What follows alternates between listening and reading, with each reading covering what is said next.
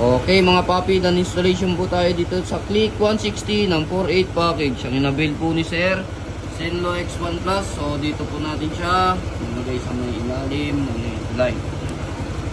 Gumamit tayo dyan ng alloy LED bracket. So ang low beam ni Sir, ayan, low beam, white, high beam, maliwanag po nyan, 60 watts. Tapos sa switch ni Sir, nag-additional si switch ni Sir, ito ginamit natin, OE MCH. So ayan,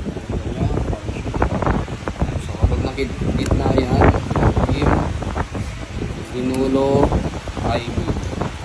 Tapos si Sir, dahil may switch na siya, meron na siyang nakabuilt-in na passing.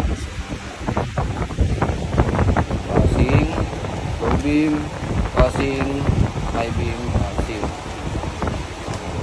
Busina ni Sir, nilagay natin, PR, so dyan yung nakapatay yan.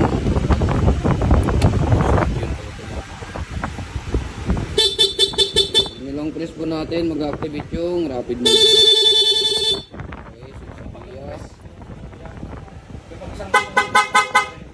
so sa PIA ni Sir, meron tong combo lights.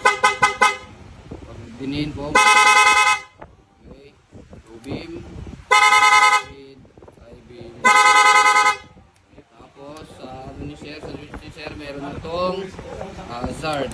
Pag nag-apply ka rin ng ano yan, hindi ako ikaw lang ako.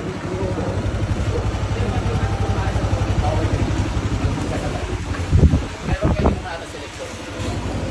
Tapos sa isa naman ni Sir, sa ano na po ito, sa idling stop.